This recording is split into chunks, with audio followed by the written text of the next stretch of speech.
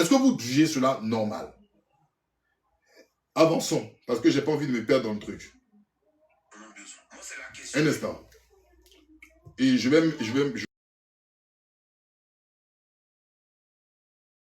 mettre la partie, parce qu'on est dans le début, d'accord? Je me pose en fait, vu vos agissements... Voici un jeune qui a de l'audience, mais malheureusement à cause de vos agissements. Mais c'est pas vous qui avez fait croire aux gens que si le PDCI et le PPACI ne va pas aux élections législatives, là, le 4e mandat n'allait pas être consommé. En tout cas, de la manière dont vous faisiez là, on dirait que si le PDCI et le PPACI n'allaient pas aux législatives, le 4e mandat allait prendre fin automatiquement. Ok, c'est intéressant. Donc, mon jeune frère Jonathan Thiam répond à la petite vidéo de Benito et dit, voici quelqu'un qui a de l'audience, mais qui ne pense pas comme son audience, parce que il veut faire comprendre que Benito a une audience qui est plutôt PPACI Gore. Et vous savez que les Gore n'ont pas envie d'entendre quelque chose, quelle que soit une élection ou quelque chose qui est en accointance avec Ouattara. Et donc lui, il réplique, il dit, il veut faire comprendre, si j'interprète, hein, d'accord, c'est dire, s'il veut faire comprendre, il dit en fin de compte que cette lutte, ce refus de reconnaître ce 4e mandat est inutile. Parce que pour lui, selon les dires de Benito, qu'on ne reconnaisse pas ou pas, Ouattara règne. Et donc lui, il rebondit sur le fait qu'on ait reproché au PDCI-RDA d'avoir participé aux législatives. Bon, on va être franc, cher ami. Quel est l'impact, en fait, aujourd'hui, des députés PDCI au sein du Parlement? Franchement, concrètement, quel est l'impact? Zéro impact. Moi, je vais être franc, hein. C'est pas un contre-truc, c'est un fait. C'est des faits. Qu'est-ce que vous allez apporter au Parlement? Rien. Vous avez, oui, des postes parlementaires.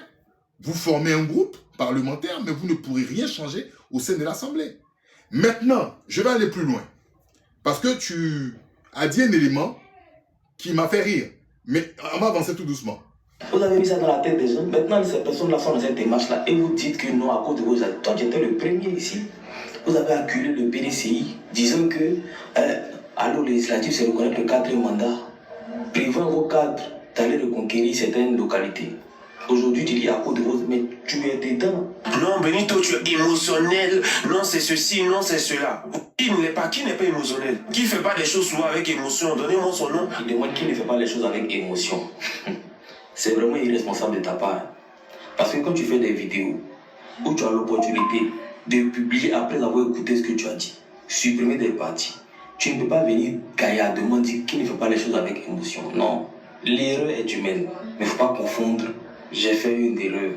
Et puis, je fais les choses avec émotion. Parce que je suis un être humain. Non. Au risque de me répéter, c'est très irresponsable. Alors, mais allumez vos caméras aussi, faites-le à visage découvert, et puis continuez dans cette belligérance inutile là qui ne sert à rien. Continuez, on va voir ce que ça va apporter. Vous pensez que c'est en voyant une vidéo que le président Ouattara va démissionner, il va dire, oh la tête, j'ai mal à la tête, je démissionne, mais je quitte le pouvoir, mais je ne termine pas ce 4e mandat. Vous aussi, vous avez constaté que la belligérance là, il n'y a rien dedans. Ah non, le PDCI n'est pas un parti de combat. Ah non, le PDCI, c'est pas un parti, c'est un parti vendu. Eux ne savent pas combattre, eux c'est les chocos.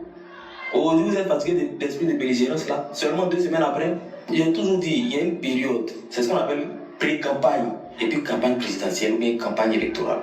On est vraiment dur dans les critiques, parce qu'on veut faire passer notre candidat, oui.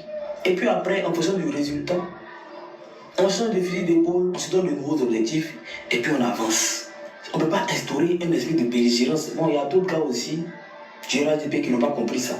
Quand tu essaies maintenant de parler un peu de manière modérée, vous allez vous rallier, vous avez vu. Alors, c'est très intéressant ce qu'il dit. Alors, cher ami, en fait, ce que tu es en train de faire, je te donne mon avis. Hein. Ce que tu es en train de faire, ça, on fait ça dans un pays normal. Parce que la fin de ton analyse m'a fait rire. Tu dis, il y a les moments de pré-campagne où c'est chaud, les moments de campagne, et puis après, on change de fusil d'épaule. Mais à partir d'un moment, les gens du RHDP, les irréductibles, là, eux, ils disent, vous allez vous rallier. Non, ce n'est pas une question d'irréductible du RHDP. Le RHDP pense véritablement comme ça. Il se moque de vous. Qu'est-ce que le RHDP a pour objectif? C'est de se maintenir au pouvoir. Le RHDP se moque éperdument de vous. C'est-à-dire que la stratégie que tu adoptes là, le RHDP en fait s'en fout. En gros, ce que tu reproches, c'est-à-dire que l'inutilité que tu penses que le PPACI a comme résultat, c'est cette même inutilité que tu as aussi, même en faisant semblant de participer à quelque chose.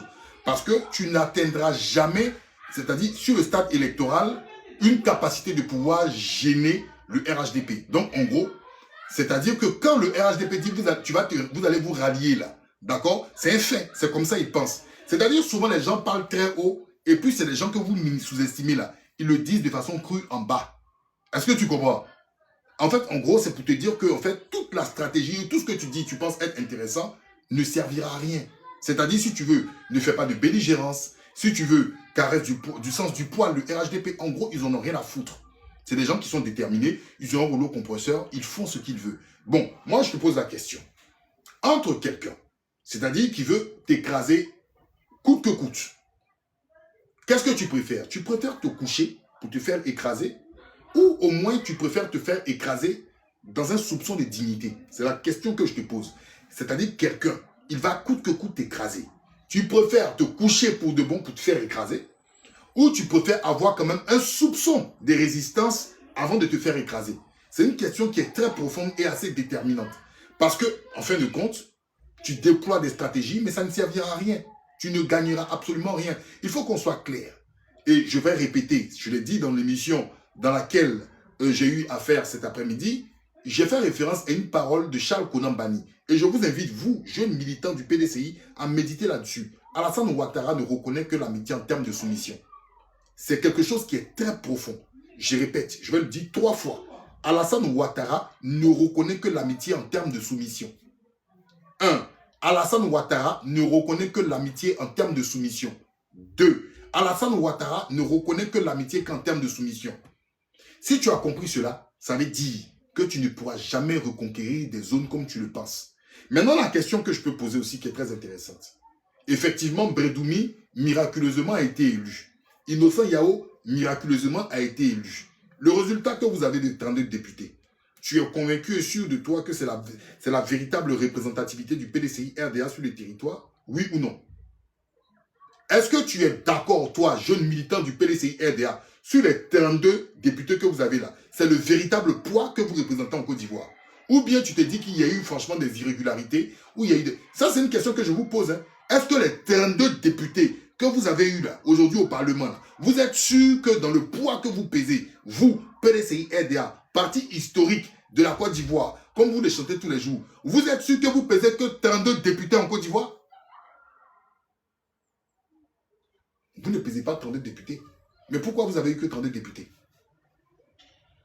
Voici une question que je vous pose. Réfléchissez là-dessus. Réfléchissez. C'est-à-dire que 32 députés. Vous-même, vous êtes convaincu au fin fond de vous que vous ne représentez pas 32 députés. Mais qu'est-ce qui fait que vous avez 32 députés? Pourtant, vous avez changé de fusil d'épaule. Vous n'êtes plus dans la belligérance comme le PPACI. Mais on vous impose un nombre de députés. Qui impose ce nombre de députés? Qui donne ces députés? Puisque toutes les institutions fonctionnent. Et vous, vous avez compris la manière d'être vraiment un citoyen, d'être vraiment un joli citoyen. Qu'est-ce qui se passe? Pourquoi vous avez 32 députés? Je crois que des recours, vous avez même à faire des recours, ils ont balayé du revers de la main vos recours. Pourquoi? Pourquoi 32 députés? Or, vous ne pesez pas 32 députés. Qu'est-ce qui vous garantit demain si on vous dit, vous avez 19 députés, or vous ne représentez pas 19 députés? Donc, quelle est ta stratégie, d'accord, pour pouvoir court-circuiter le système, comme mon ami Dewey a mis le commentaire, d'accord? Comment vous allez faire? C'est ça la question. Parce qu'on va aller dans les questions de fond. Parce que ton narratif est très joli. Vous savez, moi je vous dis quelque chose. Ne pensez pas que vous êtes plus malin que tout le monde. Hein. Ne pensez pas que vous êtes plus malin que tout le monde. Ne pensez pas que vous êtes plus intelligent que tout le monde. Ce que vous faites là, votre truc de genre, changer de fusil d'épaule, on n'est pas dans la belligérance, tout le monde peut le faire. Mais il y a quelque chose qui gratte, qui dérange. Moi, personnellement, il y a quelque chose qui gratte, qui dérange. Que je vois, c'est plus fort que moi. En gros, je ne suis pas dans la belligérance, d'accord. En gros, je ne suis pas dur envers le régime, d'accord. Mais je fais la politique. Pourquoi? Je fais la politique pourquoi? Donc, en fin de compte, je serai un éternel suiveur. À condition, comme on le dit dans les livres bibliques, qu'un char de feu descende, comme sur le cas d'Élysée, et je crie Élie, Élie, pour qu'il y ait un miracle en Côte d'Ivoire. Sauf miracle, hein. Faites toutes les stratégies que vous voulez, sauf miracle. Vous savez pourquoi on revient encore au point initial? D'accord? Vous savez pourquoi on revient au point initial? Parce que ceux qui sont en face, ils ne vont jamais vous entendre. Donc, en gros, tu reproches à Benito de vous avoir jugé par rapport à votre démarche aux législatives. Et tu lui donnes même des conseils. Mais en fait, vous revenez au même point, excusez-moi, que les Gors. La seule différence, c'est que les Gors vous disent, eux là, ils vous disent, ils ne reconnaissent pas le 4e mandat. Vous dites que vous avez compris. En gros, vous reconnaissez le 4e mandat. Vous êtes dedans. Mais vous ne gagnez rien. En fin de compte, voilà, vous ne gagnez rien. Mais le Gors, ce qui vous génère les autres par rapport au Gors, le Gors vous dit, mais toi tu es dedans là même et puis tu ne gagnes rien. Bon, moi au moins je ne reconnais pas. Même si je ne gagne rien, je reste dans ma posture. C'est la seule différence. Parce qu'il y a un truc qu'on n'ose pas dire. Le pouvoir qui a Abidjan est un pouvoir violent. Ça c'est un fait. Vous voyez Jean-François Kouassi, qui faisait rire les gens. Jean-François Kouassi, il est où aujourd'hui?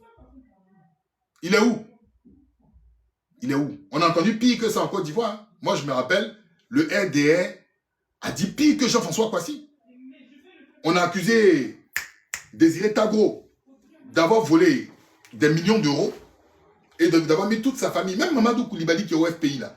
Son propre truc, il a dit que Désiré Tagro a fait des trucs. Ils ont arrêté qui? Je crois que Touré Mamadou à l'époque était dans une organisation, je crois CCP ou quoi. Ils sont allés faire une déclaration même de presse pour demander la démission de Tagro.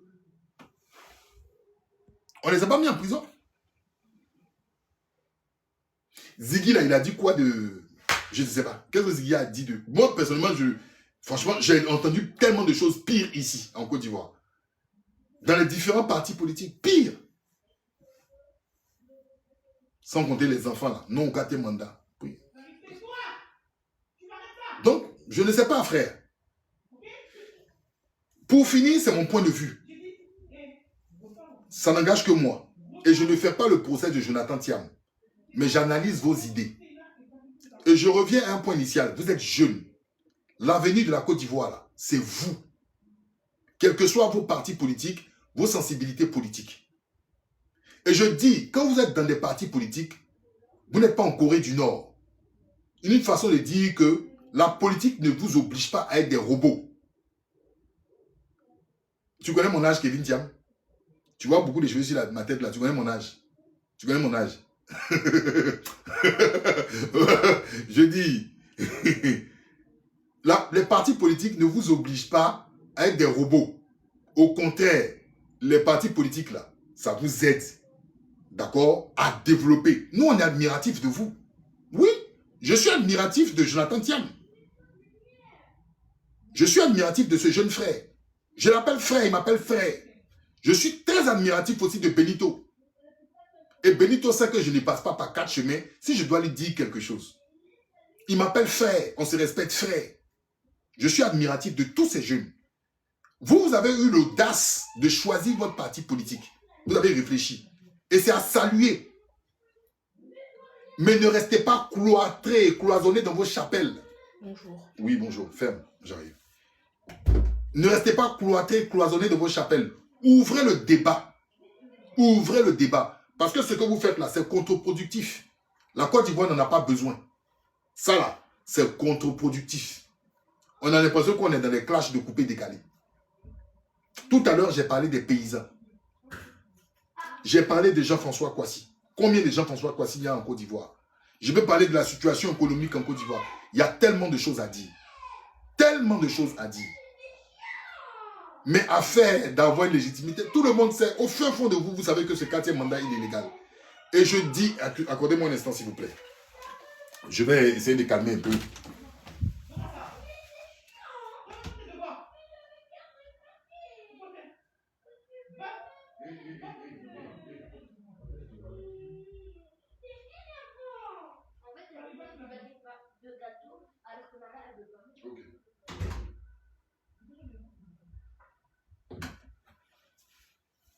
D'accord? Donc, excusez-moi, je suis allé calmer un petit peu ma fille là, en train de mettre l'ambiance là-bas. Elle est fâchée. Pourquoi je parle comme ça de ses tontons? Je suis en train de dire, c'est vous la jeunesse. Et c'est pour ça que les jeunes en Côte d'Ivoire commencent à se lever commence à comprendre les choses, automatiquement, on dirait qu'il y a une épée de Damoclès. Alors, il y a quelqu'un qui m'a dit de parler de Hans. Hans, c'est mon frère. Hans, c'est mon frère. Soleil, c'est mon frère. J'ai eu à entendre deux retours que Hans serait dans un combat contre le PDCI. Je vais échanger avec Hans parce que Hans, on se parle. Voilà, Hans, on se parle. Je vais parler avec Hans, c'est mon frère. Hans, c'est mon frère. Je vais lui demander pourquoi il fait ça. Qu'est-ce qui se passe? Il va me donner des explications claires. Il va me donner des explications claires. Et puis voilà, si je suis d'accord, je lui dirai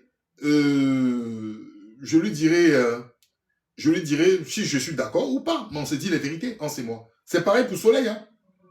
Voilà, c'est pareil pour Soleil. Et pareil également aussi avec mes amis du GPS. Dont beaucoup avaient dit que je militais au GPS. Je vous ai dit, pour l'instant, j'ai aucune carte de militant. Mais le jour où j'aurai une carte de militant, je vais me mettre devant vous et puis vous dire pourquoi les raisons. Et je serai content de fêter cela avec vous. Mais j'ai les amis un peu partout. Voilà. Et je m'en cache pas. On est des êtres humains. Voilà. Et c'est très important ce que je tenais à dire. Jeunesse de Côte d'Ivoire, on compte énormément sur vous. Je vais vous faire écouter un micro-trottoir qui n'a pas été agréable à entendre. D'accord? Je crois que c'est Josias Assemon qui a fait ce micro-trottoir à Abidjan. Et vous allez comprendre quelque chose. Je vais vous faire écouter ce micro-trottoir. Allez, on y va. Micro-trottoir, je crois qu'il a fait micro-trottoir. S'il n'a pas enlevé. Hein. Écoutons, ça dure 15 minutes 23. On va prendre 2-3 éléments. D'accord? Je vais enlever la réclame. Vous allez écouter vous-même.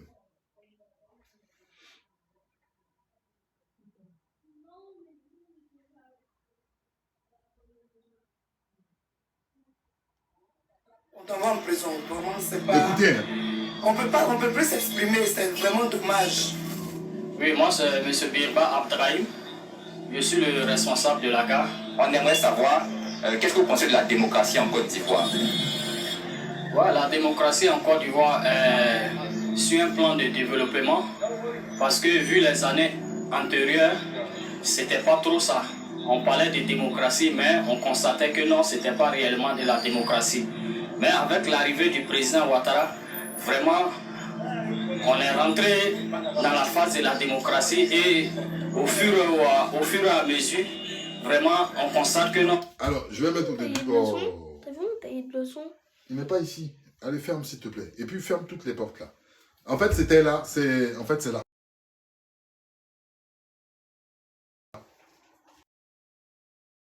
C'est au milieu, en fait. Donc, je vais remettre un peu au début. Vous allez écouter. Écoutons, hein. Vous allez écouter. On va écouter cet élément-là, vous allez voir. Est-ce que vous pensez que... Il n'y a pas de démocratie en Côte d'Ivoire. Ça là. La démocratie déjà en Côte d'Ivoire, c'est que le nom, c'est que le mot.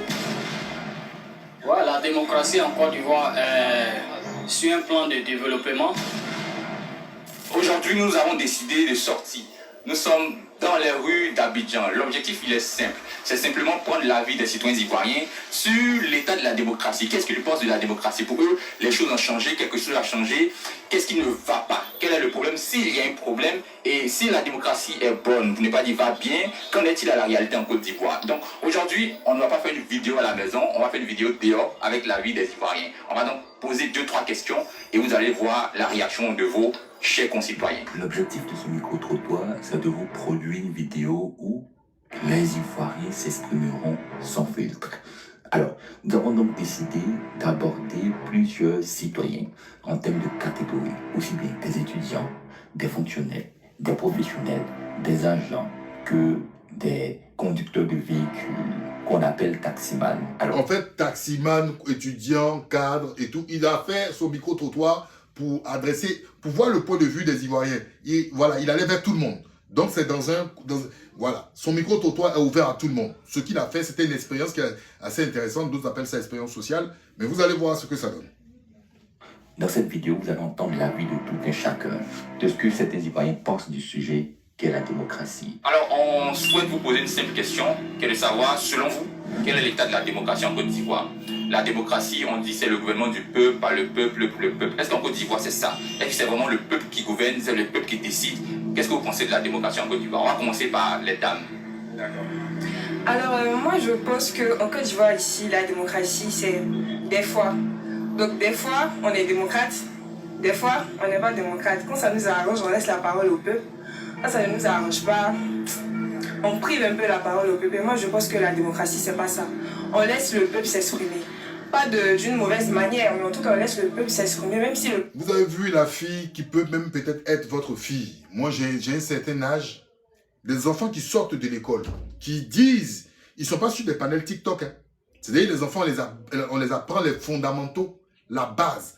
On dit que la Côte d'Ivoire est une démocratie. Voici une fille déjà. Parce que la démocratie, ce n'est pas seulement le fait de parler. La démocratie, ça remplit plein de choses. En ce qui concerne le partage des richesses, la lutte contre la corruption, d'accord, la concussion, d'accord, les marchés de gré à gré, plein de choses. Mais cette jeune fille dit déjà que par moment, on fait croire qu'on est en démocratie. Quand ça arrange qui? Quand ça arrange là, ça arrange qui? Cette démocratie-là, ça arrange qui? Le parti au pouvoir, naturellement. On revient au premier sujet, d'accord, où j'évoquais mon ami Jonathan Thiam. Ça arrange qui? Eux, quand ça les arrange, mais ce n'est pas quand ça arrange tout le monde. Et c'est une jeune fille qui va à l'école, qui elle-même doit espérer en son pays, qui doit espérer en la Côte d'Ivoire. Mais déjà, elle est déjà désespérée. Vous sentez de l'amertume dans ses dires. Mais un enfant qui va déjà à l'école, qui doit être rempli, parce que quand on parle de jeunes enfants, de jeunes filles, c'est ceux-là, quand on les voit, on dit, ils rêvent. Mais déjà, c'est une jeunesse désabusée. Voici le fait. Ne dites pas qu'il est parti choisir sa petite sœur. Ne dites pas qu'il est parti choisir quelqu'un qu'il connaît. Il a dit lui-même sur la base de ses dires qu'il est parti dans la rue. Et là, il interroge des jeunes Ivoiriens qui sont peut-être nos enfants. Mais regardez comment elle est déjà. Écoutons la suite. Je ne suis pas d'accord avec ce que les dirigeants veulent, je sais pas. Bon, la démocratie déjà, en Côte d'Ivoire, c'est que le nom, c'est que le mot. Elle n'est pas appliquée. Parce que vous nous l'avez expliqué. La démocratie en Côte d'Ivoire, ce n'est que le nom. Ce n'est que le mot. Sinon, ce n'est pas appliqué. Bon. Vous voyez tout à l'heure quand j'étais en train de dire, quand mon ami Jonathan Thiam dans sa vidéo disait, ce n'est pas la belligérance en Côte d'Ivoire, ce n'est pas la belligérance en Côte d'Ivoire, il faut changer de fusil d'épaule. Je lui ai dit, l'énergie et la stratégie que tu vas développer là, tu vas venir rejoindre ceux qui ne veulent même pas être proches du gouvernement. C'est zéro. La fille a dit, en Côte d'Ivoire là, la démocratie, c'est le nom. C'est le nom, c'est que le mot. Ce n'est pas une réalité. C'est un enfant qui va à l'école. Nous là, on est déjà sortis de l'école. Et puis souvent, on vient, on se ment à nous-mêmes. En fait, c'est ça le problème. On se ment. Tu sais que ton pays n'est pas démocratique. Tu sais que ton pays n'applique même pas en partie véritablement, j'ai dit même la moitié de ce que c'est que la démocratie. Il n'applique pas. Mais tu te mens. Parce que effectivement, non, la petite, non, c'est pas une question de Ramba. La petite, elle est sur la page qui est publique. Ils ont certainement accepté d'être affichés. D'accord? Il y a les commentaires. Mais toi-même, local, tu dis de ne pas mettre la petite dans Ramba. Parce que ce que la petite a dit, c'est son point de vue à elle. Hein, ça peut la mettre dans les problèmes. Tu trouves ça normal? C'est comme si quelqu'un, tu dis quelqu'un dans un pays où les principes démocratiques sont là, il dit que moi, je n'ai pas mangé cocotti. Et puis l'autre, il aime manger cocotti. Comme elle a dit qu'elle n'aime pas manger cocotti, elle va se faire taper. Est-ce que pour toi, c'est normal? Est-ce que c'est normal? Est-ce que c'est normal? Chacun a le droit d'avoir son point de vue. C'est ce que je disais au président Jean-Paul Oro hier. Je lui disais, président Jean-Paul Oro, le lundi, je dis, si vous voulez, vous pouvez vous rallier au 4e mandat. Celui qui veut se rallier au 4e mandat, rallie-toi. Mais celui qui ne veut pas aussi, là, d'accord, laisse-le. Laisse-le.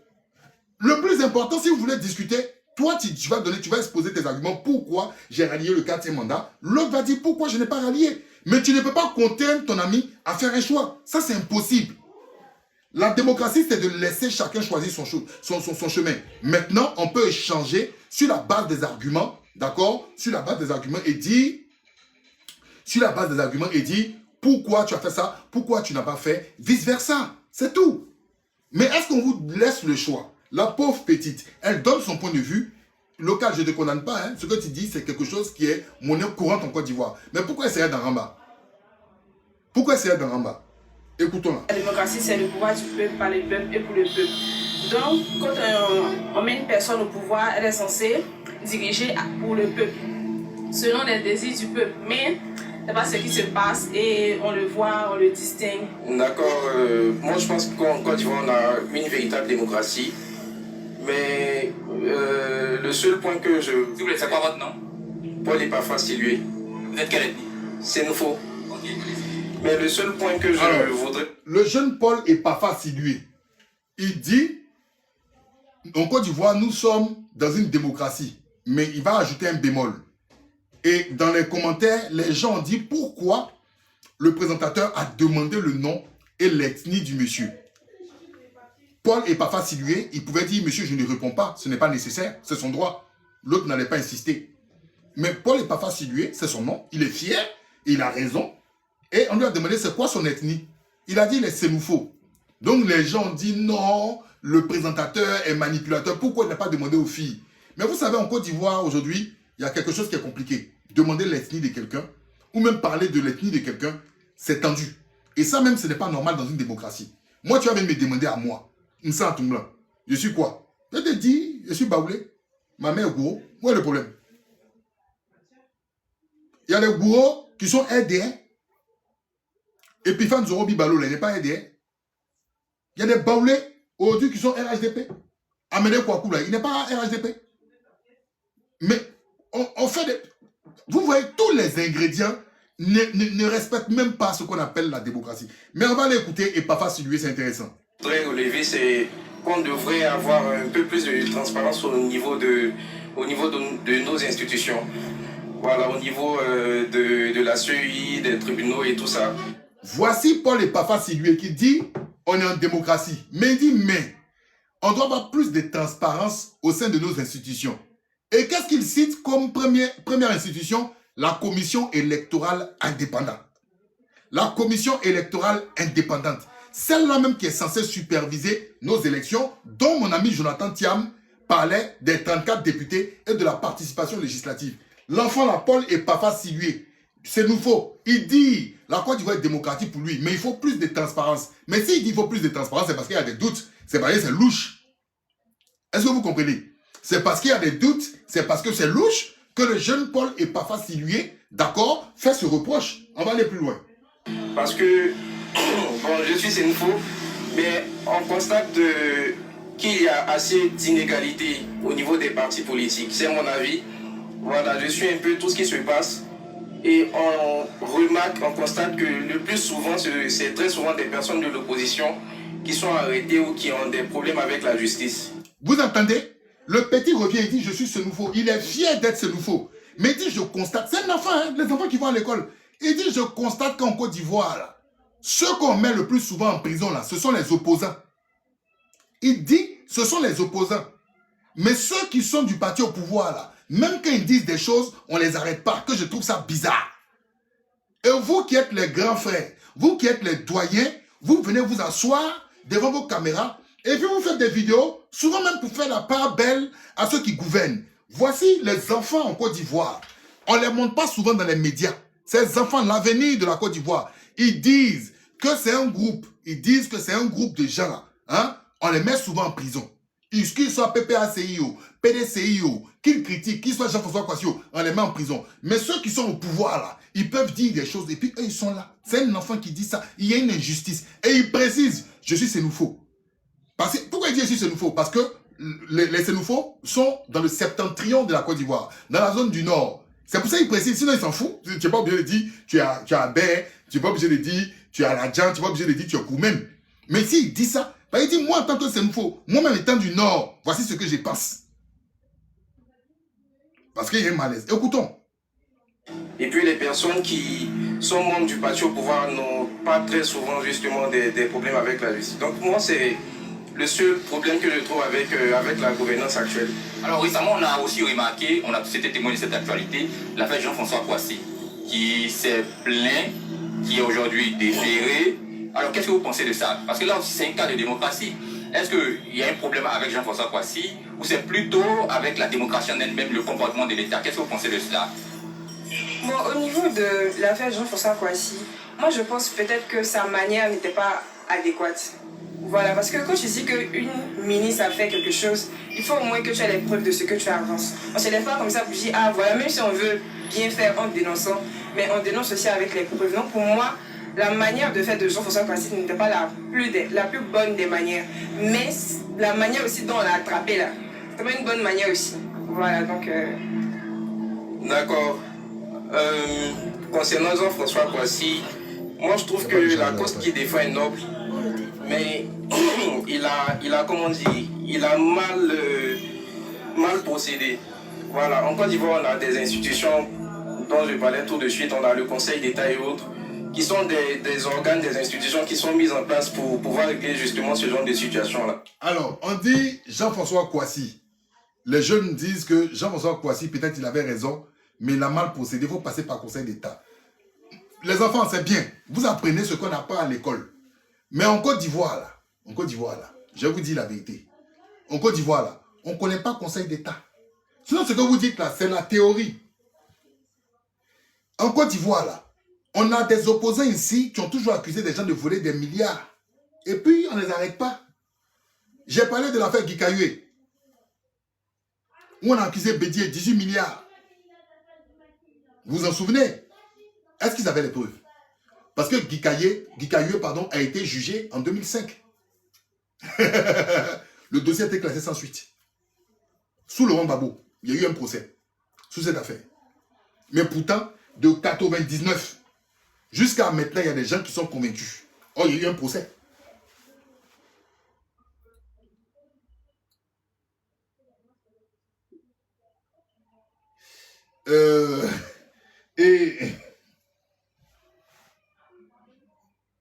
Alors, un instant.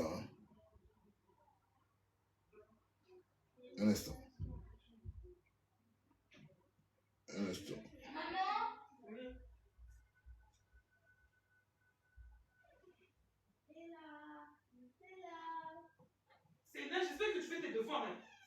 Alors, et on a eu aussi pour l'affaire Désiré Tagro, excusez-moi. On a eu pour l'affaire Désiré Tagro. Il y a eu un procès. Mais des gens ont demandé la démission. Et ils n'ont pas été arrêtés. Bon, c'est Jean-François Kwasi. On m'a dit quoi? Mais les enfants, vous avez raison. Conseil d'État, tout ça. Mais sinon, ça existe. Dans beaucoup de pays, c'était quand même un peu fort. Mais vous avez raison. C'est de la théorie. Voilà. Donc, s'il avait constaté réellement des problèmes avec l'administration, il devait plutôt s'adresser, suivre la procédure normale pour pouvoir saisir les juridictions et tout ça. Et non pas venir protester comme ça devant tout le monde avec une pancarte. Il donnait en fait des propos, il tenait des propos, mais on n'avait pas véritablement de preuves que cela s'est déroulé. Donc, moi je pense que d'un point de vue juridique, c'est normal ce qui lui arrive. Bonsoir messieurs. Monsieur, bonsoir. Alors, aujourd'hui, il y a une problématique, il y a une question qui est au centre du débat en Côte d'Ivoire. C'est celle de savoir quel est le regard que les citoyens ivoiriens portent sur la démocratie dans leur pays. Alors, si on pose la question de savoir comment est-ce que vous voyez la démocratie en Côte d'Ivoire, qu'est-ce que vous pouvez donner comme élément de réponse? Il n'y a pas de démocratie en Côte d'Ivoire. Ah, ça là. Franchement, moi je ne pense pas qu'il y a la démocratie en Côte d'Ivoire. Voilà, parce que on n'est pas libre de parler, de s'exprimer actuellement. Donc c'est ce que je pourrais dire. Vous sentez qu'il n'y a pas la liberté de s'exprimer? Il n'y a pas la liberté d'expression. Est-ce que vous avez un cas qui vous a marqué, qui vous a fait vraiment croire ce truc-là, qu'il n'y a pas la liberté d'expression? Bon, il y a plusieurs cas. Hein. Voilà. Il y a plusieurs cas quand je regarde pendant la crise post-électorale. Et puis bon, il y a plusieurs, en tout cas, il y a plusieurs cas. Il n'y a pas de liberté. Alors, vous voyez, vous constatez, d'accord, après les jeunes étudiants, c'est un jeune, main dans les poches, qui a l'air dépité. Il dit qu'il n'y a pas de liberté d'expression en Côte d'Ivoire. Et la liberté d'expression, vous ne la trouvez pas seulement que sur les vidéos que vous voyez là, hein. Même sur les panels. À partir du moment où vous avez un langage qui est assez, d'accord, cru et dur contre le gouvernement, mais c'est les militants du gouvernement qui vous disent naturellement que vous n'allez pas voir vos parents. Ils vous disent de venir même en Côte d'Ivoire si vous êtes garçon. C'est des menaces. Tous ces éléments-là font partie du cocktail Molotov, d'accord, de la liberté d'expression. Et c'est exactement cela. C'est-à-dire que les mêmes militants sont devenus un peu les tontons Macoun. Vous savez, sous la dictature du Duvalier à Haïti, d'accord, il y avait des militants de Duvalier qui formaient des milices qu'on appelait les tontons Macoutes. J'ai dit Macoun, j'ai fait allusion à Jean de Macoun du Cameroun, mais les tontons Macoutes qui eux-mêmes substituaient, d'accord, la police. Un instant, s'il vous plaît, parce que vous savez avec...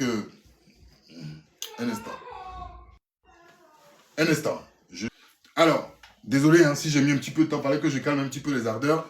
Donc, effectivement, il y a cette substitution-là à la chose même publique. C'est-à-dire des militants, ils se disent même, d'accord, représenter la force publique, la force parapublique et deviennent des policiers, d'accord, pour le gouvernement.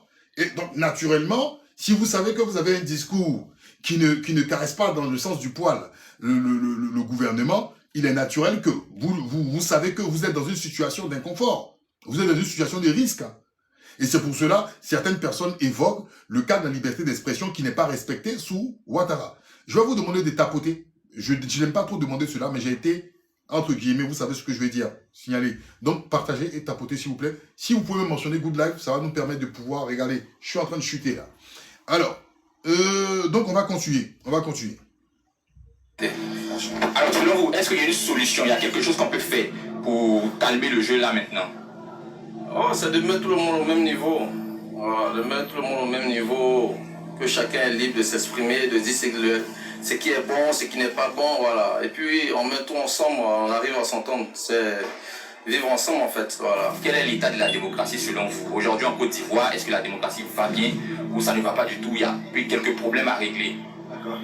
Ok, merci bien. Ce qui concerne la démocratie en Côte d'Ivoire, il faut dire que la démocratie, d'abord, c'est un processus. C'est un ensemble d'éléments qui constituent la démocratie. Et donc, on constitue la démocratie dans son contexte. Parce qu'en Côte d'Ivoire, la démocratie en Côte d'Ivoire, est-ce qu'elle a la même démocratie aux États-Unis? Est-ce qu'elle a la même démocratie au Bénin et autres? Donc, il y a le contexte qui est là. Bon, alors, le monsieur, vous voyez clairement que le monsieur balbutie.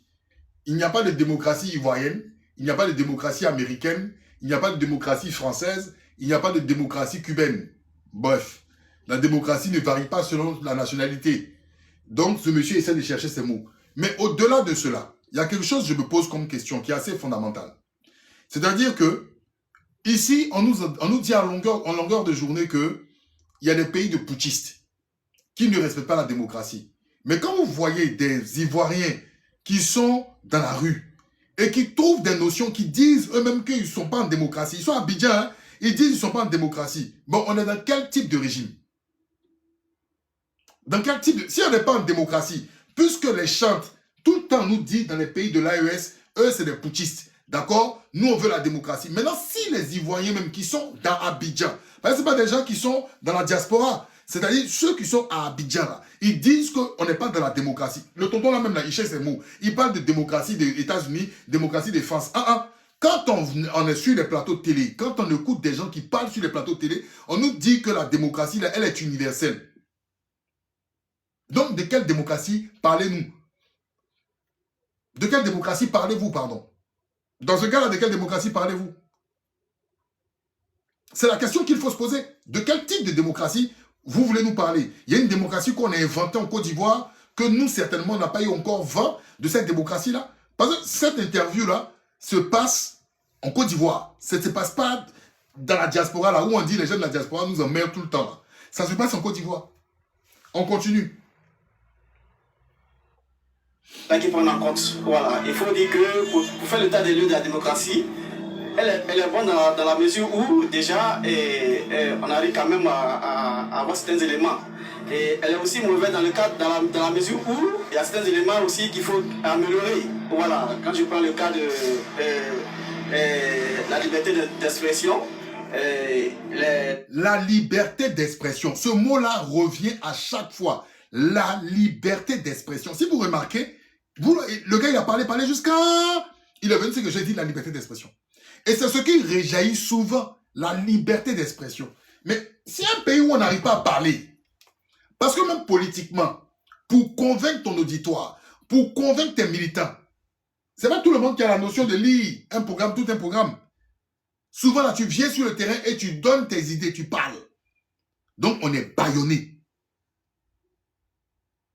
C'est en Côte d'Ivoire le micro-trottoir là. On est bâillonné. Les enfants à l'école vous disent qu'on est bâillonné. Des jeunes disent qu'on est bâillonné. Le monsieur même qui est en philosophie là, il dit on est bâillonné. Si 3, 4, 5 personnes vous disent qu'on est bâillonné, il y a un problème.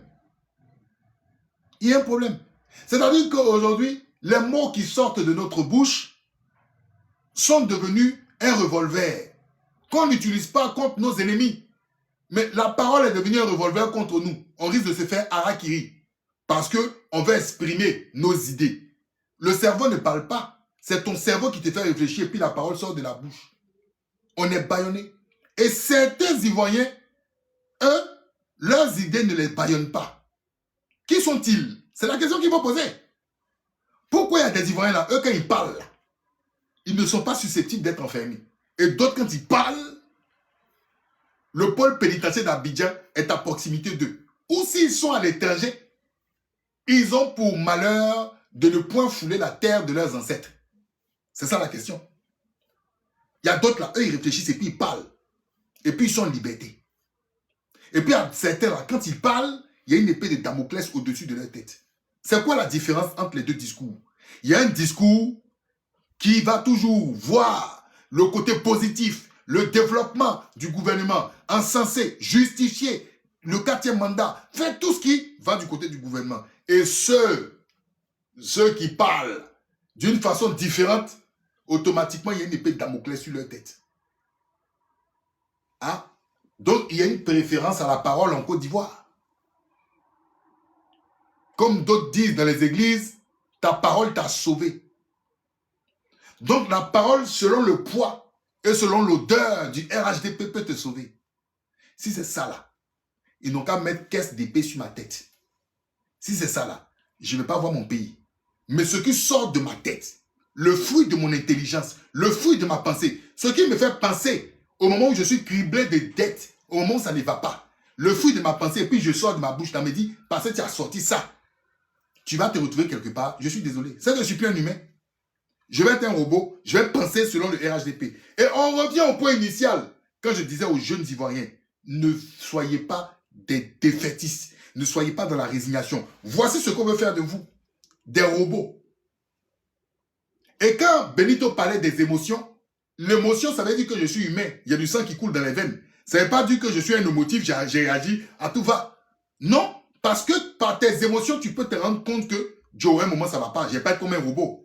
À un moment, là, je suis obligé de parler. Voilà les émotions. Si tu dis que tu as la raison, tu es froid, tu es rationnel, mais tu vas te faire attraper quelque soit par des émotions. Parce que ce que tu penses qui arrive aux uns peut arriver aux autres et à ta famille. Un gars pour rien vient prendre ta maman. Ou bien ton père perd son travail. Mon ami, même si ton cœur est dur, tu es rationnel, là, à un moment là, tu vas agir à cause du tort qu'ils ont fait à tes enfants ou ils ont fait à tes parents. Donc, il faut faire attention. Et le malheur n'arrive pas seulement qu'aux autres. Le malheur aussi peut arriver. Tu vois une vipère, cette vipère mord, et tu vois cette vipère de loin. Si tu ne fais pas attention et tu ignores cette vipère, elle risque de devenir un anaconda qui va potentiellement t'avaler toi et tes enfants. C'est pour cela qu'il ne faut pas être dans la résignation. Et je félicite ces gens qui sont en Côte d'Ivoire, qui ont bravé et qui ont exprimé ce qu'il y a dans leur cœur. On va terminer cet élément-là.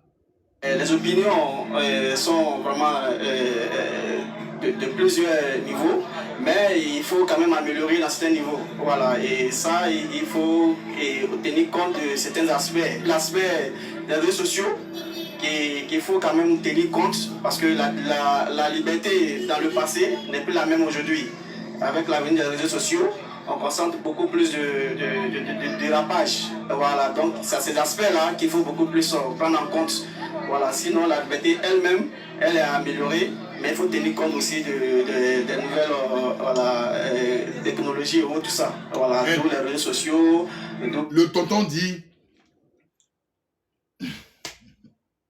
la liberté d'expression est améliorée, mais il faut s'occuper des réseaux sociaux. Moi, je vais vous dire quelque chose, j'ai choqué. On nous a toujours dit, la politique est sur le terrain. Imaginez, il n'y avait pas de réseaux sociaux. Et Ouattara était là pendant 15 ans, là, c'est 15 ans. Imaginez, il n'y avait pas de réseaux sociaux. Imaginez, à un instant, il n'y avait pas de réseaux sociaux. C'est-à-dire, pour pouvoir t'exprimer là, il faut avoir la chance de t'exprimer peut-être sur un média télé, un média presse.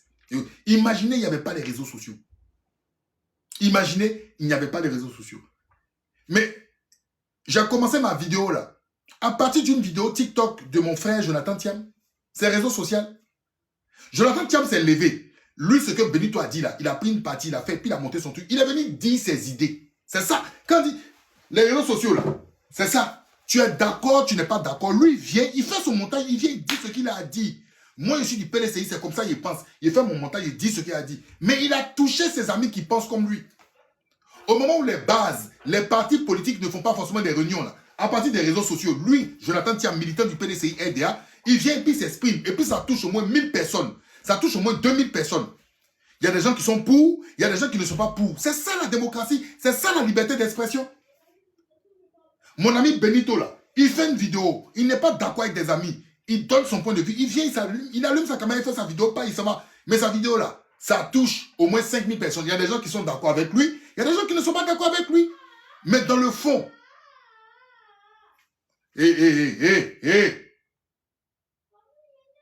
attends, mais il est où lui? Attends, oh, t'as pris ta douche toi? Déjà? Bon, tu fais quoi toi? Tu fais tes devoirs? Tu as fini tes devoirs? Bon, ok, il faut bouger là, elle va finir ses devoirs. Bouge ailleurs là. Excusez-moi. Non, c'est pas grave, j'ai parlé, c'est mes enfants. Vous avez des enfants, non? Donc voilà, ça, j'ai pas besoin de couper mon micro pour ça. C'est pas grave. Ah, bon, je constate qu'ici, beaucoup n'ont pas d'enfants. Quand vous allez avoir des enfants là, hein? Voilà, on parle comme ça quand on est papa. Voilà. Sinon, il n'y a rien. Dis à son enfant, allez, t'as pris ta douche, c'est normal. Qu'est-ce que tu... Bref, alors, revenons sur ce qu'il y a de plus sérieux. Revenons sur ce qu'il y a de plus sérieux. J'étais en train de dire quelque chose de très important. Ok? Je dis, qu'on soit d'accord ou pas, avec, même il y a une maman, Marie-Jeanne Tagbo. Hein? Maman Marie-Jeanne Tagbo. Mais un jour, elle a vu une de mes vidéos, une ancienne vidéo, elle a vu ça quelque part. Elle est venue, elle a pris ma vidéo, et puis elle a mis. Et puis elle a venu, elle a dit, mon petit Santoumba là, lui là, il se prend pour qui? Et puis elle m'a bien allumé. Je suis allé en bas de la vidéo, la maman est là, et puis elle dit, maman, pardon, faut laisser tomber, faut taper l'œil. Et puis elle a dit, ah, mon fils est venu me demander pardon, je passe à autre chose. Mais imaginez, il n'y avait pas les réseaux sociaux, elle n'avait pas pris la capture de cette vidéo-là. Ne rigolez pas.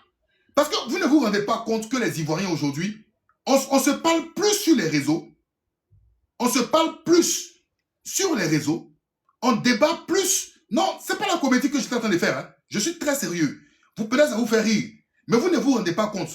On se parle plus sur les réseaux, quelles que soient nos oppositions, même avec les gens du RHDP, même les gens du parti au pouvoir. Souvent, quand ils cherchent les débats là, c'est sur les réseaux qu'on parle. C'est sur les réseaux qu'on parle. Il est plus aisé de voir des Ivoiriens discuter sur les réseaux que de voir des Ivoiriens dans la rue parler politique en Côte d'Ivoire. Parce qu'ils ont peur. Sur le terrain là. Sur le terrain là. Les gars ont peur. Parce que tu as même pas parlé. Toi-même, tu es RHDP, tu as critiqué. Quelqu'un peut aller balancer à la police, ils vont venir te prendre. Donc, les réseaux sociaux sont devenus une thérapie. Et vous savez que dans tout l'excès nuit. Donc, il y a des gens qui sont extrêmes, il y a des gens qui sont raisonnés. Mais dans le fond, non, le modérateur chef a dit, enlève la sourdine, c'est mon frère. Non, il a dit ça, c'est pas mal. Parce qu'effectivement, à un moment, quand je faisais mes vidéos sur Facebook, il y a une demoiselle qui avait dit comme ça que je poupoune un pou. Mais c'est pas grave ça. Il faut le démuter, c'est mon frère, s'il te plaît. Chef a dit, c'est mon frère. Il était en train de juste rappeler ça. Faut pas... Il n'était pas dans le but de m'insulter. D'accord? Voilà. Donc, c'est important. Même des gens même qui sont sur... Moi-même, aujourd'hui, j'ai la grâce, je l'ai dit, j'ai la chance de participer à la télévision. D'accord? Merci, Chef Adji. De participer à la télévision. Mais je viens partager aussi. Là, je suis où? Je ne suis pas à la télé. C'est sur les réseaux sociaux. Je viens puis je donne mon point de vue. Donc, il y a cet aspect-là qu'il ne faut pas négliger. Et moi, je dis, il y a quelqu'un qui m'a dit comme ça, un frère qui m'a dit, mais tu sais, que la vraie opposition même de Côte d'Ivoire, là, c'est les réseaux. C'est-à-dire, c'est les gens sur les réseaux sociaux même qui fatiguent plus le pouvoir de Ouattara. Et c'est pour ça qu'ils mettent plus de moyens pour pouvoir traquer les gens sur les réseaux sociaux. Est-ce que vous comprenez? les réseaux sociaux, c'est une arme. C'est une arme en notre main. C'est parce qu'on n'est pas conscient de cette arme que nous avons en notre main. Mais ça nous apprend beaucoup de choses. Parce qu'à la minute, quand il y a une information, tout à l'heure je parlais du cacao, quand tu as une information nette, automatiquement, ça devient viral. Et on ouvre des panels et on fait des débats. Vous voyez ce que je veux dire? Donc, d'une part, les réseaux sociaux ont apporté un plus au niveau de la liberté d'expression et de débat entre Ivoiriens, quelles que soient nos divergences d'opinion. Maintenant, on aurait bien voulu que cette divergence d'opinion-là aussi soit sur le terrain une effectivité. Pas seulement sur NCI ou Life, mais que des Ivoiriens puissent s'exprimer, dire ce qu'ils pensent, ce qu'ils ressentent, sans forcément se sentir en danger. Mais bon, on espère qu'un jour, cela sera une réalité. On continue avec les gens. Nous aussi, la formation, pas des cas des influenceurs, il faut aussi quand même renforcer ces capacités-là. Donc il y a beaucoup de choses à faire, voilà, avant de parler même de la liberté en tant que telle. Donc on fait l'état des lieux. Est-ce que déjà il y a une sensibilisation qui a été faite, voilà, avant même de parler d'une évaluation en tant que telle. L'évaluation en 90, en 2000 n'est pas la même aujourd'hui. Et aujourd'hui, avec un téléphone, on pense qu'on est libre, on peut dire ce qu'on veut. Mais est-ce qu'il y a eu vraiment une sensibilisation en tant que telle, qu'il y a une formation en tant que telle? Donc il y a un travail qui doit être vraiment fait avant déjà de parler de démocratie en tant que telle, comme on le souhaiterait. Alors, parlons de ce travail-là, il doit être fait au niveau de l'État ou des populations, c'est-à-dire c'est l'État qui doit permettre à ce qu'on puisse s'exprimer, ou bien ce sont les populations qui doivent ne pas s'exprimer d'une manière. Ok, je pense que d'abord c'est l'État. La première responsabilité, c'est l'État. Nous sommes tous, savons que c'est l'État qui est le garant de tout. Donc c'est l'État qui doit quand même, voilà, sensibiliser beaucoup plus la jeunesse. Parce que c'est la jeunesse qui est beaucoup visée à cet aspect-là. Et puis vraiment, la démocratie elle-même, elle doit être bien définie. Parce que la démocratie, comme je le disais, ancienne, et la démocratie aujourd'hui n'est pas la même chose. Donc il faut d'abord... Bon, laissez ça. En Côte d'Ivoire, vous savez, souvent, nous, on appelle ça souvent dans le français être pédant. Ou même si tu n'es pas pédant, tout est alambiqué. Voilà, tout est alambiqué. Nous-mêmes aussi, souvent, on aime tellement parler français de Molière, là. Quand on a un micro comme ça, là, on veut se lâcher, on sort tout, on ne sait pas où on va. Démocratie ancienne, démocratie nouvelle. Nous, on ne connaît pas ça. Bon, on va avancer. Pour ne pas truc, je vais remettre une autre personne. Voilà, le jeune étudiant. Aka Jean Élysée. Vous êtes étudiant? Oui, étudiant. Deuxième année. HST. Alors, il y a une question qu'on pose tout à l'heure depuis un certain moment à beaucoup d'Ivoiriens. On aimerait savoir quel est l'état de la démocratie en Côte d'Ivoire. Quelle est l'analyse que vous faites? Comment est-ce que vous voyez la démocratie? La démocratie qui est censée être le gouvernement du peuple, par le peuple. Est-ce qu'en Côte d'Ivoire, c'est le cas, selon vous? Bon, pour ma part, normalement, la démocratie, comme vous l'avez dit, pour le peuple, par le peuple, bon, moi, je me rends compte que tout le monde dit qu'on a un pays de démocratie, on est dans la démocratie, tout et tout. Mais quand on regarde totalement, c'est pas totalement le cas en fait. C'est pas totalement le cas. Il y a d'autres, quand ils sont de... Vous avez entendu ce que l'enfant il a dit? C'est les étudiants, il est en deuxième année d'HST. Je ne sais pas ce que c'est que HST. Bon, je pense que c'est l'étude des grandes écoles là. L'enfant dit, on dit en Côte d'Ivoire qu'on a une démocratie. Mais quand on regarde dans le fond, là, on n'est pas une démocratie. Donc si on n'est pas une démocratie là, nous sommes HSE, je ne connais pas. Je sais, HSE, c'est le nom d'une marque de rhum. Voilà, de bouteille de rhum. HSE, c'est une marque de rhum, de bouteille de rhum, mais je ne sais pas que... Bon, bref. Si on n'est pas une démocratie, on est quoi? Bon, on va avancer. Aisé, tout et tout, ils vont dire le pays avance, tout et tout, on est dans une démocratie, on fait telle ou telle chose. Mais quand tu poses le réel problème chez les jeunes, il y a un souci en fait. Les jeunes disent, ah, on n'arrive pas à faire tant, on n'arrive pas à s'en sortir ici, mais malgré les diplômes, malgré tant, on n'arrive pas à se trouver une brèche quelque part, tout et tout. Même quand on va avoir quelqu'un pour parler de ci, ça, même on va avoir les agences d'emploi, c'est un peu compliqué. Donc la démocratie, peut-être, on peut dire sur 100%, il y a peut-être 70% qui diront que nous sommes dans un pays où la démocratie est quand même bonne. Il y a d'autres aussi qui diront que peut-être c'est un peu de 30%. Alors, il y a aussi... Vous s'est trompé, hein. Il voulait dire... Non, c'est pas HEC, c'est HSE. Hygiène, sécurité, environnement. Et puis c'est trompé, il a inversé les pourcentages. Voilà. Il a inversé les pourcentages. Mais bref, vous voyez ce qu'il a dit. Eux, pour les jeunes étudiants, pour aller trouver des stages, c'est compliqué et autres. Vous voyez ce que je veux dire? Que eux-mêmes, là, pour eux, l'avenir, qui doit être même en fait sereine là, elle est plutôt perturbée. Et tous ces éléments-là font partie, effectivement, ces indicateurs font partie, bien évidemment, en fait, d'accord, de la démocratie. Alors, on va encore écouter la suite. La démocratie, le cas de la liberté d'expression. Récemment, on a eu l'affaire Jean-François Kouassi qui a été arrêté. Alors, si on vous pose la question de savoir qu'est-ce que vous pensez de la liberté d'expression en Côte d'Ivoire, qu'est-ce que vous pouvez donner comme idée? D'accord, concernant la liberté d'expression en Côte d'Ivoire, je pense qu'il faut savoir parler avec sagesse. Voilà, on peut... Vous entendez? Le jeune dit, il faut savoir parler avec sagesse. Regardez dans la constitution de la Côte d'Ivoire, où il est écrit, il faut parler avec sagesse. Ça veut dire, il faut savoir maîtriser ta bouche. En Côte d'Ivoire, là, c'est pas tout à dire. Tu ne peux pas dire, c'est le premier pays dans le monde où la démocratie existe. On dit, qu'est-ce que tu penses de la liberté d'expression? Il dit, il faut savoir parler avec sagesse. Joe, tu es à l'église ou quoi? L'église ou quoi? Faut savoir parler, ça existe dans quelle constitution? Il faut savoir parler avec sagesse. Tu sais ce que c'est que la sagesse? La sagesse, là, vous savez ce que c'est? Non, mais vous-même, regardez, il faut savoir parler. On dit la liberté d'expression, il dit qu'il faut savoir parler avec sagesse. C'est quoi, en fait, la liberté d'expression? Il faut savoir parler avec sagesse. Je sais pas. Article 1er, il faut savoir parler avec sagesse en Côte d'Ivoire. Donc, le petit, il est déjà conditionné. Il est matrixé dans la tête. Il est conditionné, il est matrixé dans la tête. Alors, on va avancer. On va écouter maintenant l'attentif.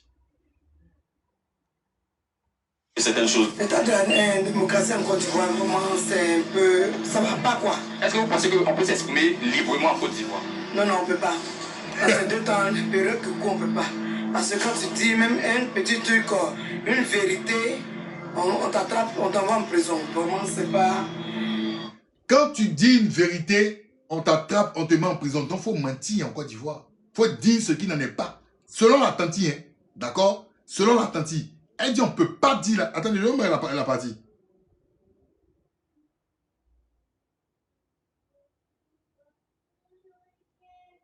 Tu vois, vraiment, c'est un peu... Ça va pas, quoi. Est-ce que vous pensez qu'on peut s'exprimer librement en Côte d'Ivoire? Non, non, on peut pas. Dans ces deux temps, période que quoi, on peut pas. Parce que quand tu dis même un petit truc, une vérité, on t'attrape, on t'envoie en prison. Vraiment, c'est pas... On peut plus s'exprimer, c'est vraiment dommage. Je ne doute plus de ma voix. Je parle avec assurance et clarté. Parle comme... Oui, moi c'est M. Birma Abdrahim. Je suis le responsable de la gare. On aimerait savoir... Monsieur Birma Abdrahim, responsable de la gare. On lui pose les questions. C'est lui-même qui s'est présenté, hein. C'est pas. Voilà, monsieur Birma Abdrahim. Écoutez-le. Qu'est-ce que vous pensez de la démocratie en Côte d'Ivoire? Ouais, la démocratie en Côte d'Ivoire est sur un plan de développement. Parce que vu les années antérieures, c'était pas trop ça. On parlait de démocratie, mais on constatait que non, c'était pas réellement de la démocratie. Mais avec l'arrivée du président Ouattara, vraiment, on est rentré dans la phase de la démocratie et au fur et à mesure, vraiment, on constate que non, il y a du travail qui s'est fait en bas et vraiment, il y a de l'amélioration. Alors, il y a une question aussi qui concerne beaucoup d'Ivoiriens actuellement, la question de la liberté d'expression. Récemment, il y a un certain Jean-François Kouassi, je ne sais pas si vous le connaissez, qui a été arrêté. Alors, certains Ivoiriens disent qu'il ne devait pas arrêter qu'il ne devait pas être arrêté parce que ce qu'il a dit, c'est ce qui est normal. Alors, qu'est-ce que vous pensez de cela? Pour vous, il fallait qu'on l'arrête ou pas? Non, bon, pour moi... En fait, la question que je pose, c'est de savoir s'il était libre de dire ce qu'il a dit ou bien c'était pas ce qu'il devait dire, c'est pas comme ça. Oui, bon, moi je pense que même si on dit on a la liberté d'expression, il faut quand même savoir faire sortir certains mots. Parce qu'il y a des mots, c'est pas parce qu'on a une liberté d'expression qu'il faut se permettre de tout dire. Parce que si chacun veut tout dire, parce qu'on a une liberté d'expression, je pense pas qu'on ira sur la vision qu'on recherche. Donc, même s'il y a la liberté d'expression, il faut quand même dire certains trucs, limiter les mots. Et là, maintenant, si, bon, peut-être que tu es un peu touché par rapport à ce qui se passe, je pense que, à mon avis, il y a plusieurs chemins à emprunter pour pouvoir faire remonter ton mécontentement. Sinon, si chacun veut dire vraiment ce qu'il a envie de dire, je ne pense pas que non, ça sera la meilleure solution. Donc pour vous, il y a la liberté d'expression, mais il y a des choses à ne pas dire, c'est ça? Oui, il y a la liberté d'expression, mais il faut contrôler aussi le langage. Donc, voilà, c'est ce qui est plus important. Les avis sont partagés. Il y en a qui pensent que la démocratie en Côte d'Ivoire... Les avis sont partagés. Et moi, je suis d'accord si les avis sont partagés. Parce que c'est ce qui fait la démocratie, normalement.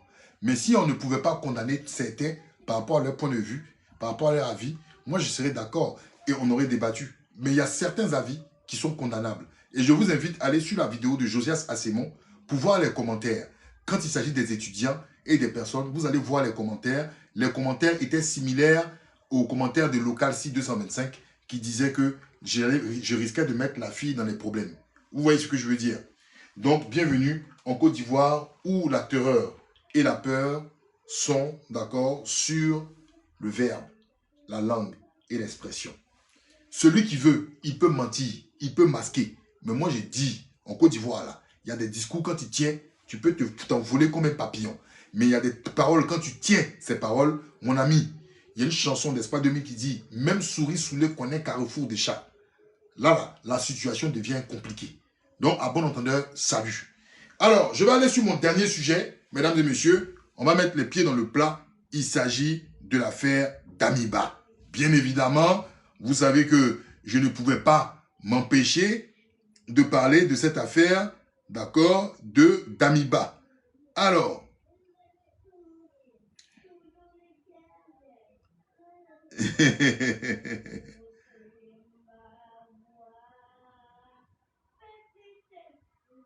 bon, bref, on va voir ce qu'il en est, d'accord? On va voir, on va voir l'affaire de Damiba. Ok, je vais aller déjà sur un premier élément, ici que je vais vous montrer.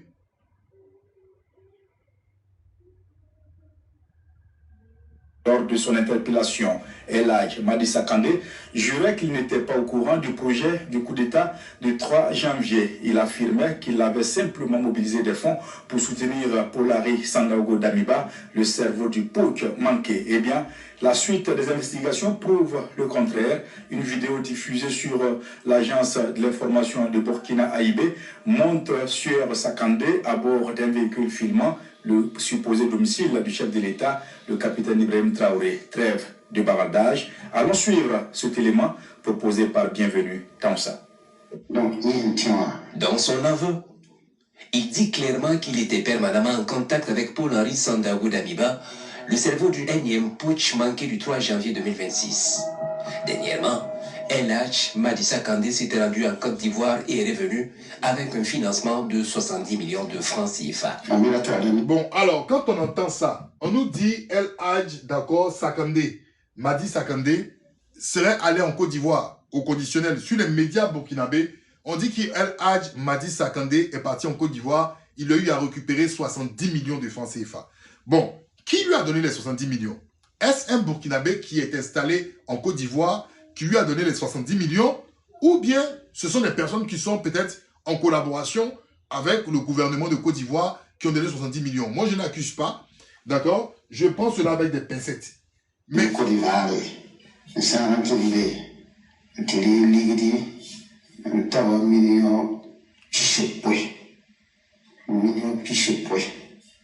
et donc, on vient de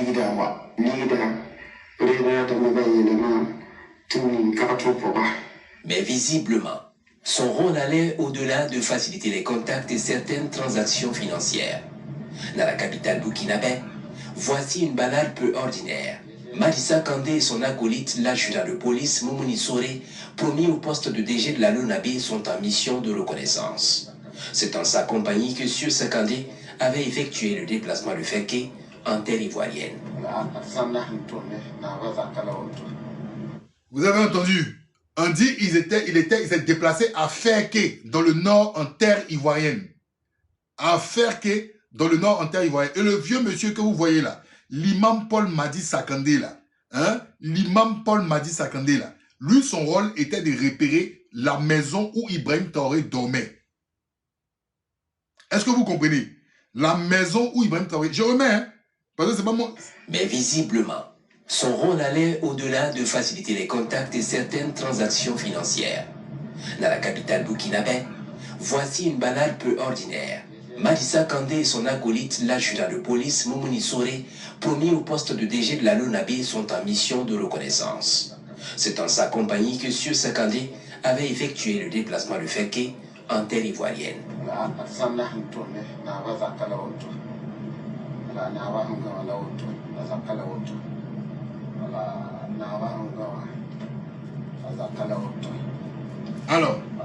j'entends des gens en fait qui disent donc 70 millions peut faire un push. Non. En fait, quand vous ne comprenez pas quelque chose, il faut bien vous renseigner avant de savoir. Il y a eu plusieurs tranches de versement. 70 millions, c'est une tranche du versement pour la préparation du push du 3 janvier selon le gouvernement burkinabé.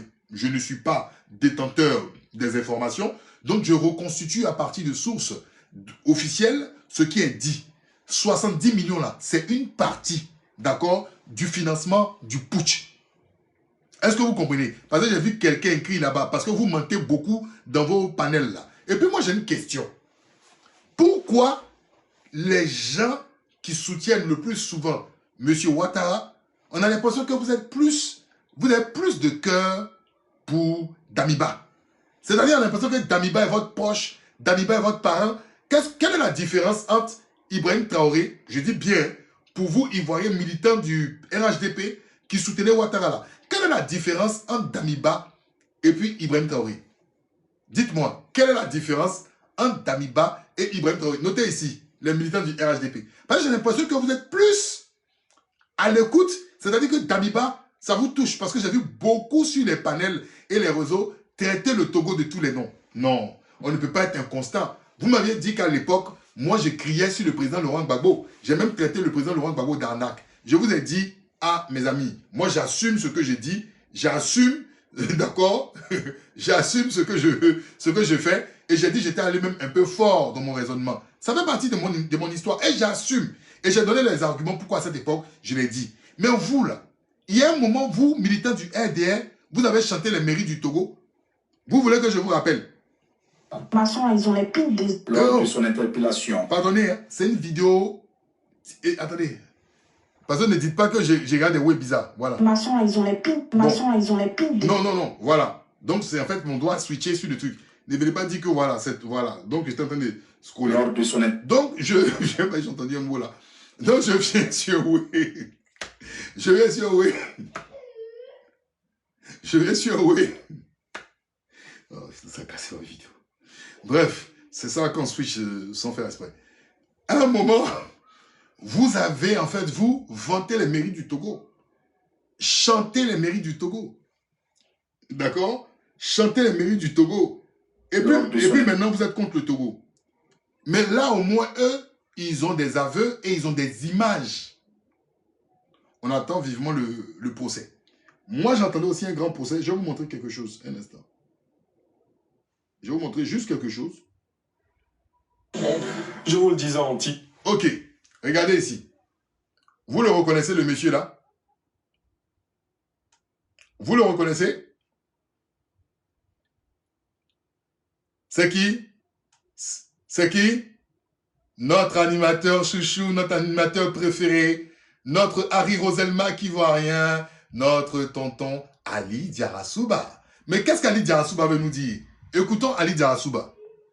Lida Kwasi Moïse est à la disposition de la police ivoirienne. L'ancien ministre de la Défense de Laurent Gbagbo a été arrêté hier par la police et la gendarmerie togolaise. Il a ensuite été extradé. Il a été arrêté par qui?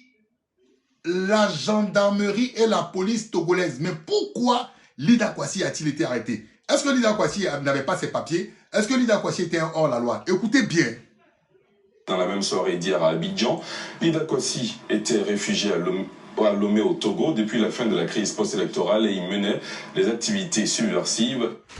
Lida Kwasi était réfugié au Togo, donc c'est-à-dire qu'il avait un statut de réfugié. Mais on dit qu'il menait des activités subversives. Lesquelles? Écoutons. Il était réfugié à Lomé au Togo depuis la fin de la crise post-électorale et il menait les activités subversives. C'est ce que nous dit Habiba Dambélé Saoui. L'ancien ministre de la Défense de Laurent Gbagbo, Lida Kwasi Moïse, est arrivé par avion au GATL mercredi à 21h40. Il a été arrêté à son domicile à Lomé, où il s'était réfugié après la fin de la crise post-électorale, en sa possession des documents à caractère subversif. Monsieur Lida Kwasi Moïse, ex-ministre de la Défense, a été interpellé ce jour par les autorités togolaises. Il vient d'être extradé en Côte d'Ivoire.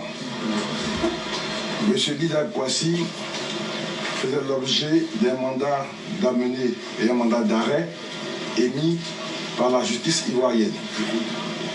Il était au Togo et les autorités togolaises l'avaient astreint, comme la plupart des exilés, à un devoir de réserve. Est-ce que Damiba n'était pas astreint à un devoir de réserve? Est-ce que c'est d'aujourd'hui que vous avez entendu que Damiba serait cité dans une affaire de Gbagbo? Et j'ai dit Gbagbo, parce que j'ai lu un commentaire, de putsch, pardon, de Gbagbo, dans une affaire de putsch. C'est pas la première fois. On a vu IB parler de cela, mais le Togo a été très patient. Mais là, Lida Kwasi, lui, n'a pas bénéficié même d'un procès. Damiba, il a bénéficié d'un procès. Lida Kwasi, ils l'ont attrapé.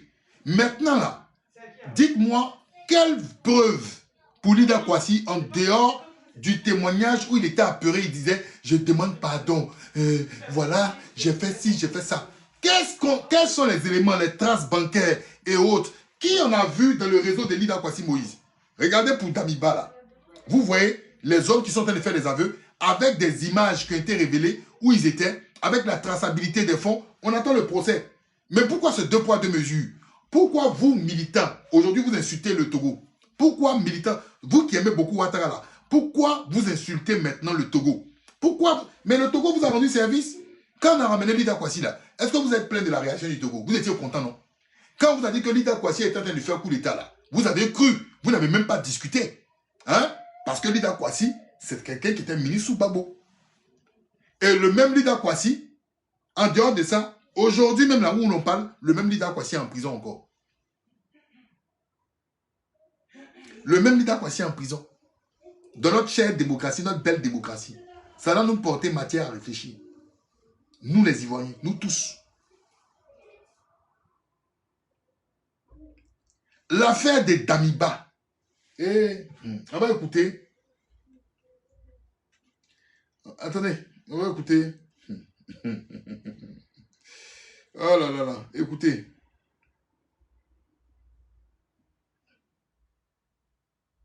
Écoutez. Disons que cette façon de faire, même le statut de médiateur du Togo est en danger.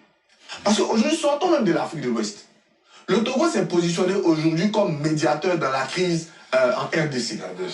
Donc ça veut dire qu'on peut estimer que Joseph Kabila, qui est aujourd'hui menacé d'être condamné par la justice en RDC, retrouve un statut qui le met au Togo. Mais il ne va jamais accepter de venir au Togo. Ce qu'il a vu de Damiba là, il ne va jamais accepter de venir au Togo. Est-ce que Damiba a-t-il eu à vouloir tenter de déstabiliser son pays d'origine? Et celui qui parle là, il s'agit de notre très cher candidat à Boisseau, M. Atu Banga. Est-ce que M. Damiba a-t-il été pris manu militari comme ce fut le cas de Lida Kwasi Moïse? Il a été jugé. Ils ont même écrit que c'est à partir des éléments là qu'ils l'ont rendu à son pays. Parce qu'il n'a pas respecté son droit de réserve en tant qu'exilé et réfugié au Togo. Point. Ouais, pourquoi? Attendez. On va écouter encore. C'est qu'il a que cette façon de faire, même le... Un instant. Que cette façon de faire, même le statut de médiateur, même le statut de médiateur du Togo est en danger. Parce qu'aujourd'hui, sortons même de l'Afrique de l'Ouest. Le Togo s'est positionné aujourd'hui comme médiateur dans la crise en RDC. Donc ça veut dire qu'on peut estimer que Joseph Kabila, qui est aujourd'hui menacé d'être condamné par la justice en RDC, retrouve un statut qui le met au Togo. Mais il ne va jamais accepter de venir au Togo. Ce qu'il a vu de Damiba là, il ne va jamais accepter de venir au Togo. Alors que le colonel Tigri, pris en flagrant délit de tentative de coup d'État, est passé par le Togo dans sa fuite. On apparaît. Je vais vous demander, je suis signalé, s'il vous plaît. Vraiment, hein? D'accord. Je suis signalé. Et quand on vous dit de vous enquérir aussi du dossier, Kevin Thiam, d'abord, quand tu dis que la personne est passible de peine de mort au Burkina Faso, ça dépend son exil est fait sous l'égide de quel organisme. Est-ce que c'est le HCR ou c'est un exil d'accord entre l'individu et l'État? Numéro 1. Numéro 2.